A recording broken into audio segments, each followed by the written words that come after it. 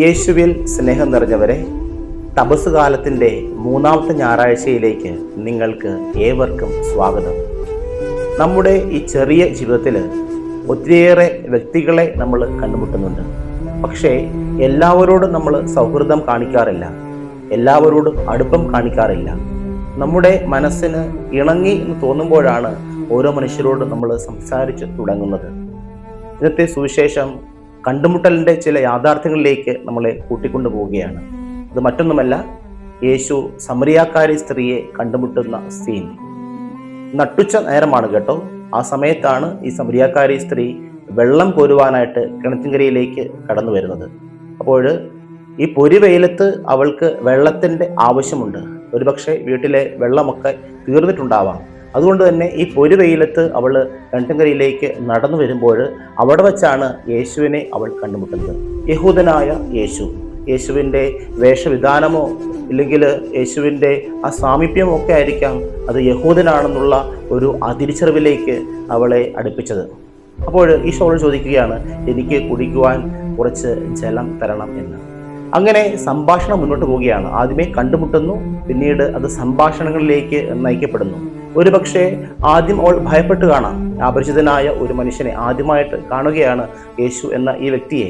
പക്ഷേ തുടർന്നുള്ള സംഭാഷണത്തിൽ അവൾ ഹൃദയം തുറന്ന് സംസാരിക്കുകയാണ് യേശുവിനോട്. യേശു അവളുടെ കഴിഞ്ഞകാല ജീവിതത്തിൽ സംഭവിച്ച ചില കാര്യങ്ങളെ അവളെ ഓർമ്മപ്പെടുത്തിക്കൊണ്ട് പറയുകയാണ്, ഞാൻ നിനക്ക് ജീവന്റെ ജലം തരാമെന്ന്. അപ്പോൾ ചെറിയ അറിവിൽ നിന്നും അവൾ വലിയ അറിവിലേക്ക്, യേശുവിനെ കുറിച്ചുള്ള ഗാഢമായ അറിവിലേക്ക് അവൾ നടന്ന് നീങ്ങുകയാണ്. തുടർന്ന് അത്യാവശ്യ ഘടകമായ ഈ വെള്ളം കോരുവാൻ വന്ന ഈ സ്ത്രീ കുടം അവിടെ വെച്ചിട്ട് ഗ്രാമങ്ങളിൽ, നാട്ടിൻപുറങ്ങളിൽ, പട്ടണങ്ങളിലൊക്കെ ചെന്ന് യേശുവിനെ പ്രഘോഷിക്കുന്നു എന്നാണ് വചനം പറഞ്ഞു വയ്ക്കുന്നത്. അവൾ കാണുന്നവരോടൊക്കെ യേശുവിനെ കുറിച്ച് പറയുകയാണ്, ഞാൻ ചെയ്ത എല്ലാ കാര്യങ്ങളെയും കുറിച്ച് എന്നോട് സംസാരിച്ച ഒരു മനുഷ്യനെ ഞാൻ കണ്ടു, നിങ്ങൾ വന്ന് കണ്ട് വിശ്വസിക്കുമെന്ന്. യേശുവിൻ്റെ വലിയൊരു പ്രേക്ഷിതയായി മാറുകയാണ്. യേശുവിനെ കുറിച്ച് മറ്റുള്ളവർക്ക് അറിവ് പകർന്നു കൊടുക്കുന്ന ഒരു സ്ത്രീയായിട്ട് അവൾ മാറുകയാണ്. അപ്പോൾ അത്രമാത്രം സ്നേഹം ആ ഒരു കണ്ടുമുട്ടലിൽ, ആ ചുരുങ്ങിയ സംഭാഷണങ്ങളിൽ നിന്ന് യേശുവിനെ കുറിച്ച് അവൾക്ക് മനസ്സിലാക്കുവാനായിട്ട് സാധിച്ചു.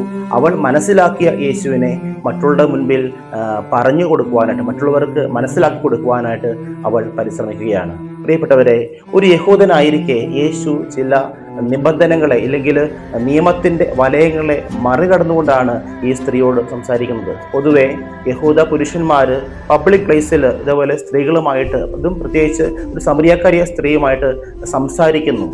അപ്പോൾ അത് ഒരു കീഴ്വഴക്കമില്ലാത്ത ഒരു കാര്യമാണ്. അവിടെ അതിനെ പോലും മറികടന്നുകൊണ്ട് യേശു അവളിലേക്ക് അടുക്കുകയാണ്. കാരണം അവളുടെ ഹൃദയത്തെ അല്ലെങ്കിൽ അവളെ യേശു സ്വന്തമാക്കുന്ന ഒരു ദിവ്യമായ ഒരു അനുഭവം. പ്രിയപ്പെട്ടവരെ, ചില തിരിച്ചറിവിലേക്ക് നമ്മൾ നടന്നു നീങ്ങണം. ചില കണ്ടുമുട്ടലുകൾ വലിയ ആഴമേറിയ വിശ്വാസത്തിലേക്കും ആഴമേറിയ ബോധത്തിലേക്കും നമ്മളെ നയിക്കണം. പ്രത്യേകിച്ച് ഈ തപസ് കാലം നമുക്ക് ചില തിരിച്ചറിവുകൾ ഉണ്ടാകണം. നമ്മൾ ചില കണ്ടുമുട്ടലിൽ ഏർപ്പെടണം. നമ്മൾ പ്രാർത്ഥനയിലൂടെയും ഉപവാസത്തിലൂടെയും ദാനധർമ്മത്തിലൂടെയും ഒക്കെ നമ്മുടെ സൽകൃത്യങ്ങൾ ചെയ്യുമ്പോൾ നമ്മൾ ദൈവത്തെ കണ്ടെത്താറുണ്ടോ? ദൈവത്തെ കണ്ടുമുട്ടുവാനായിട്ട് എനിക്ക് സാധിക്കുന്നു. നമ്മൾ ചെയ്യുന്ന ഓരോ പ്രവർത്തികളിലും എൻ്റെ ദൈവത്തെ ഞാൻ കണ്ടുമുട്ടണം, എൻ്റെ ദൈവത്തോട് ഞാൻ ഹൃദയം തുറന്ന് സംസാരിക്കണം, എൻ്റെ ദൈവത്തെക്കുറിച്ച് കൂടുതലുള്ള അറിവിലേക്ക് ഞാൻ നടന്നു നീങ്ങണം. എന്നിട്ട് ആ അറിവ് നമ്മുടെ ചുറ്റുപാടും ജീവിക്കുന്ന മനുഷ്യരോട് പങ്ക് വയ്ക്കണം. ഇവിടെ ജലം അത്യാവശ്യമായി വന്ന സ്ത്രീ അവസാനം ആ കുടം പോലും അവിടെ ഉപേക്ഷിച്ചിട്ട് യേശുവിനെ പ്രഘോഷിക്കുകയാണ്. പട്ടണങ്ങളിലൊക്കെ ചെന്നിട്ട് ആൾക്കാരെ കൂട്ടിക്കൊണ്ടുവരികയാണ് യേശുവിൻ്റെ അടുത്തേക്ക്, കൂടുതൽ വിശ്വാസത്തിലേക്ക്. എന്നിട്ട് വചനത്തിൻ്റെ അവസാനം ഒത്തിരിയേറെ ആൾക്കാർ യേശുവിൻ്റെ അടുത്ത് വന്നിട്ട് പറയുന്ന ഒരു കാര്യമുണ്ട്, നാഥ ഞങ്ങളുടെ കൂടെ വസിക്കണമേ. യേശു 2 ദിവസം അവിടെ താമസിച്ചതാണ് യോഹന്നാൻ സുവിശേഷകൻ അവിടെ വിവരിച്ചു വെച്ചിരിക്കുന്നത്. യേശു 2 ദിവസം അവരുടെ ഭവനത്തിൽ താമസിച്ചു.